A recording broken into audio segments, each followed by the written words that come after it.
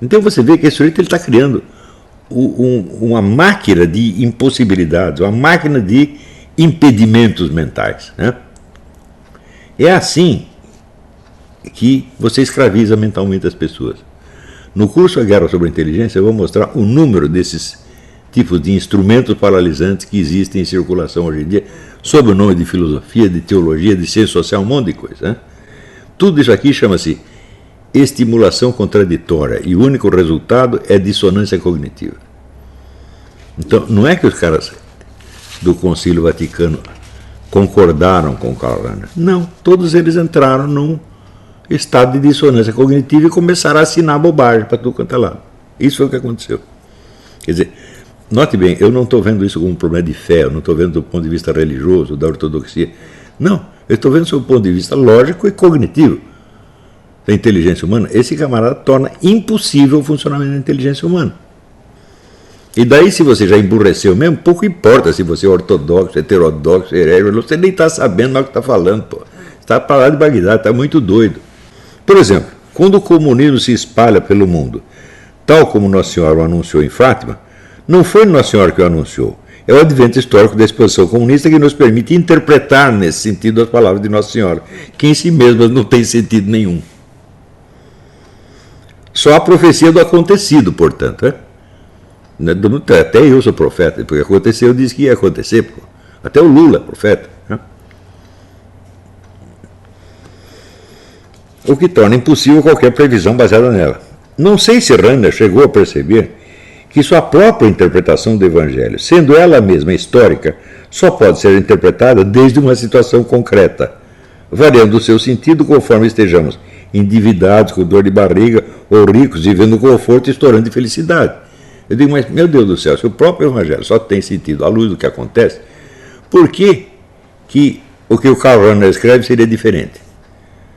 Portanto, o que você disse, você não disse nada. Eu aqui interpreto do jeito que eu quiser, né? Conforme aquilo que está me acontecendo. Outras conclusões. 1. Não se pode falar de alma, seja como realidade revelada, seja como uma teoria metafísica. Alma, para ele, é apenas uma interpretação. Então, não faz sentido você falar salvação ou danação da alma, porque ele é apenas uma interpretação, uma ideia que você teve. 2. Como tudo são interpretações, a igreja nada pode ensinar aos fiéis, mas deve aprender com eles. Eu digo, peraí. A igreja é grande, mas não existe tantos padres quanto pessoas. O que você acha mais fácil, né? As pessoas aprenderem com um certo número limitado de padres, ou um número limitado de padres aprender com todas as pessoas que existem no mundo? Isso também é uma impossibilidade, isso é uma estupidez absolutamente fora do comum. Né? E, ademais, se você vai na igreja e vai aprender com o padre, você vai aprender alguma coisa que já existe, que ele aprendeu por sua vez. Tem lá o Evangelho, tem a doutrina da igreja. Quer dizer, é um conjunto de textos mais ou menos fixo. E a conversa das pessoas que os padres vão ouvir é a totalidade ilimitada do falatório universal. Quer dizer, do que esse sujeito está falando? Isso é uma estupidez. É muito bonito o professor que diz, eu aprendo com os meus alunos. Eu digo, sim, você aprende com os meus alunos como você aprende com qualquer experiência, mas não no mesmo sentido em que você os ensina. Né? Por exemplo, se você é professor de geografia, você pode aprender muito com os seus alunos sobre as habilidades de cada um, a pedagogia, etc., mas não geografia. Porque se é ele que está te ensinando geografia, então ele que tem que receber o seu salário de professor. Que estupidez é essa? Isso é uma sacanagem. Né? 3. O centro da vida cristã não é a verdade e a justiça, mas a misericórdia. Isso também é bonito dizer, só que é o seguinte, se não tem a verdade e a justiça, como é que eu vou saber se a misericórdia é verdadeira ou falsa? Não dá para saber. Quer dizer, tem aqui, existe a misericórdia autêntica, né? Que por sua vez é evidentemente justa, tá certo? Mas, se eu não posso distinguir entre a verdade e o erro, eu também não posso distinguir entre uma misericórdia autêntica e uma fingida. Quer dizer, é outra impossibilidade que ele está nos impondo. Quer dizer, a misericórdia sem a verdade e a justiça não significa nada, porque se não existe verdade, não existe coisa nenhuma para falar. 4. Jesus já salvou todo mundo, o inferno não existe e não há com o que se preocupar. Eu digo, se a única coisa que tem que nos preocupar é a teologia do Karl Rahner, que está nos pondo numa confusão desgraçada. Né? 5. O pecado original é um mito, assim como todos os demais pecados. Ninguém pode saber. 6. Ninguém pode saber exatamente se está ou não em pecado. O que não sei é o que Karl Rahner quer dizer. Ele diz o seguinte: nós temos que ser tolerantes porque a pessoa às vezes não sabe se está ou não está em pecado. Ele diz, não é só isso que ele está dizendo, ele está dizendo que ninguém sabe exatamente se está ou não em pecado. Você acabou de matar sua mãezinha e você sai de lá dizendo, pô, será que foi pecado? Pode ser, pode não ser. Né? Quer dizer, primeiro que esse estado de ignorar completamente se você está em pecado ou não, é um estado patológico que ele está tomando como se fosse o estado normal da humanidade. Em segundo lugar, tem um problema pior ainda. É por isso que eu digo que o cara não é burro. Porque ele diz, ninguém sabe se está ou não em pecado. O que eu não sei verdadeiramente é o que o Karl Rahner quer dizer com isso. Pois se o pecado é um mito, ninguém pode jamais estar nele ou fora dele. Não faz sentido. Quer dizer, o pecado é um estado real, associado à prática de determinados atos maus, tá certo? Ou, se ele é apenas um mito, tá certo? Bom, eu não posso ser um personagem do mito. Né? E também não faz sentido dizer que eu estou fora do mito. Quer dizer, o estado mítico, um mito não é por si mesmo um critério de julgamento de nada. Né? Então, por exemplo, eu invento um julgamento imaginário, um personagem de ficção, por exemplo, sei lá, no livro Processo Maurício, existe lá um julgamento, existe um erro judiciário. Então, eu digo, o personagem, o tal do Maurício, foi condenado e foi um erro judiciário. Mas e você que está lendo o livro? Você foi condenado ou absolvido no processo?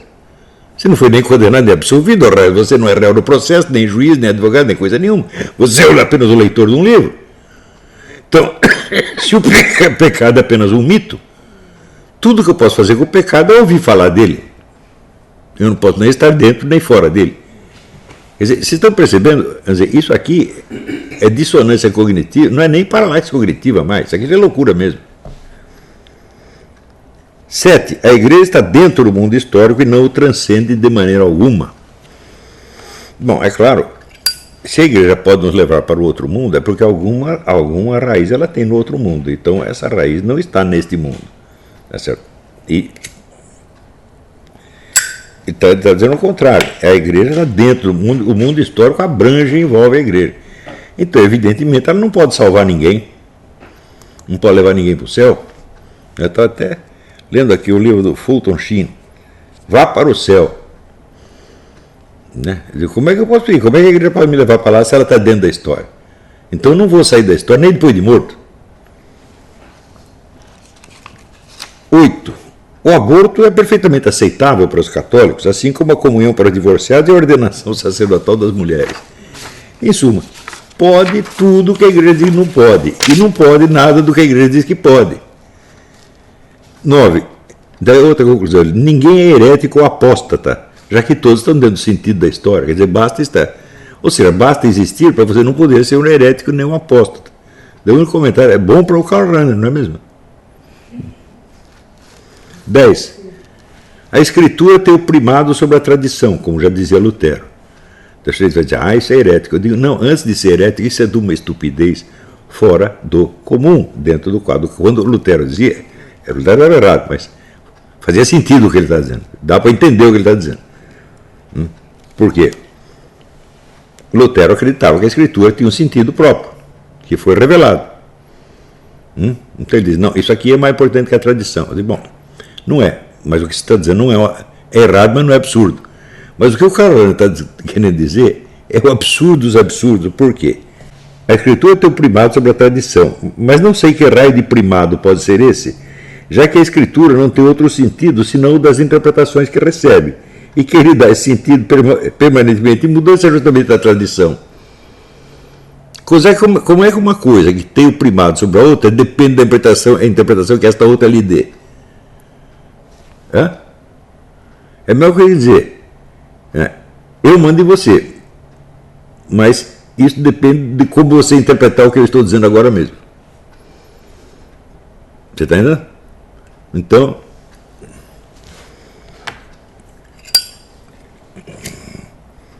eu digo aí para Leila, Leila, liga aí o computador. Né? E ela dá outra interpretação. Ela pensa que eu mandei ela na cozinha comer um cachorro quente. Então quem é que tem o primado? Eu não mando coisa nenhuma. Se quem preenche de sentido o que eu disse é você, quem está mandando é você. É? Agora, pergunto eu, como é que um filósofo, um estudante de filosofia comete um treco desse? Não pode cometer. Se um de vocês cometer, bom, eu não vou expulsar você do curso, tá certo? Mas vou rir um pouco da sua cara. É?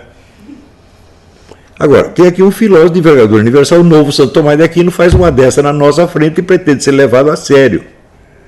E pior, o Papa o leva a sério. A hierarquia da igreja leva a sério. Os professores de seminários levam a sério. Os teólogos todos levam a sério. Eu digo, peraí, então, como dizia o Estanislao Ponte Preta, entramos no perigoso reino da galhofa, né? Já virou gozação.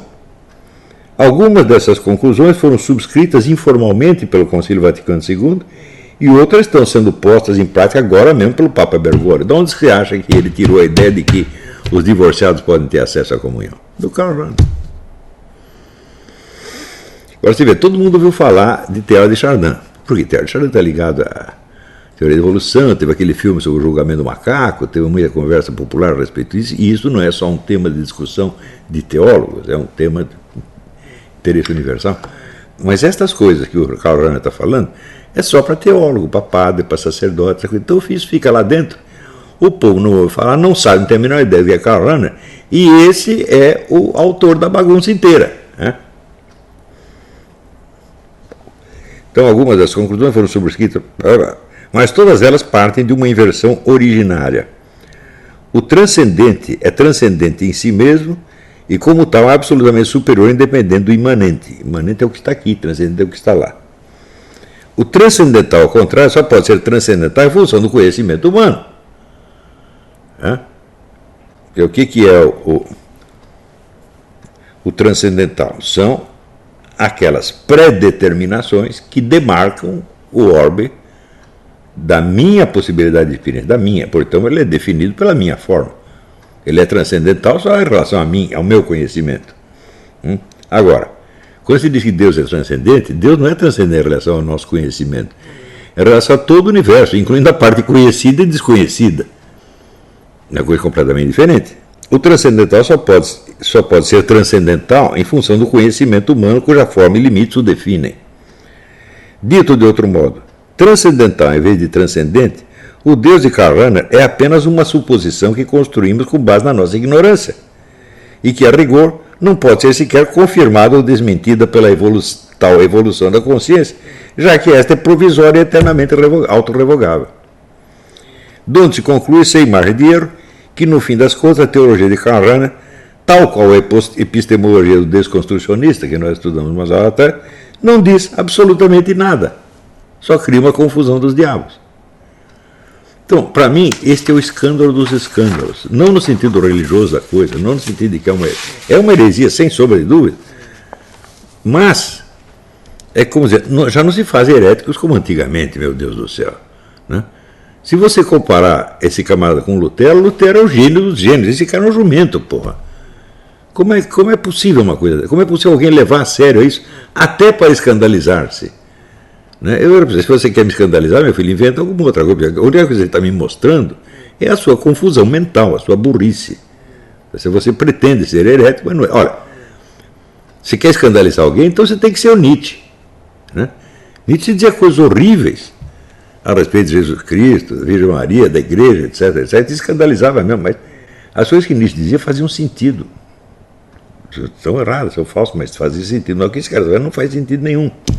Então, além de ser um escândalo no sentido religioso, é um escândalo no sentido intelectual. Então, quando nós vemos a epidemia de burrice que se espalhou no mundo, e particularmente nos lugares mais vulneráveis, como o Brasil, pode ter certeza que pelo menos uns 30% disso vem da crise na Igreja Católica. Porque a Igreja Católica, durante 2 milênios, deu os parâmetros do pensamento ocidental. Até a doutrina protestante se define dentro de quadros conceituais que são os mesmos da Igreja Católica. Isso quer dizer, sem o catolicismo não dá para pensar. Até para você ser completamente contra ele. Você lê Nietzsche, você vai ver quanto o pensamento dele depende do referencial católico.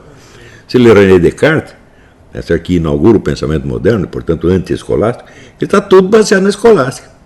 Então, sem isso, você tira o chão de onde as pessoas estão andando. E cria uma confusão mental que aos poucos vai aproximando as pessoas de um estado que no Brasil você vê muito bem exemplificado. O que as pessoas dizem no Brasil já não faz o menor sentido. É assim, são só, vamos dizer, expressões de desejos momentâneos, loucos também, que não, são irrealizáveis. O mal que esse sujeito fez dentro da igreja é imensurável. E a coisa que ele mais fez é o seguinte, ele imbecilizou a igreja, meu Deus do céu. Não dá para fazer uma discussão teológica séria com base nisso. Não dá para discutir isso nem como heresia.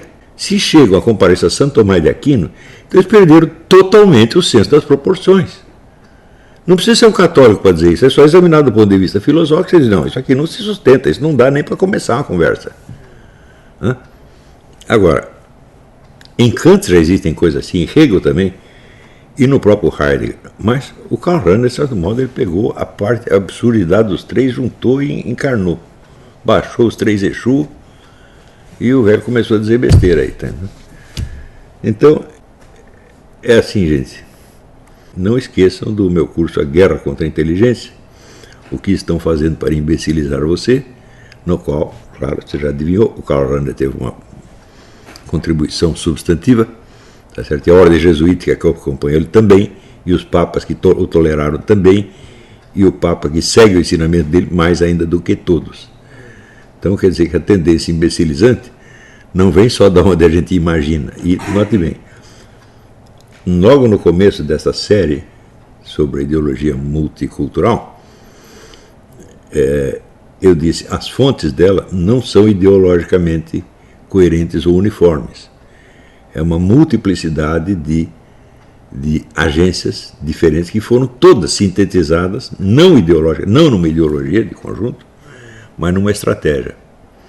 Ou seja, não há unidade ideológica, há unidade estratégica, de modo que vários discursos ideológicos conflitantes estão concorrendo gradativamente para o mesmo fim. E este fim, como eu pretendo demonstrar, é a instauração da tal da sociedade administrada, que ainda é uma sociedade capitalista, mas é um capitalismo só de grandes empresas, em estreita parceria com o governo, ou seja, uma espécie de economia fascista internacionalizada.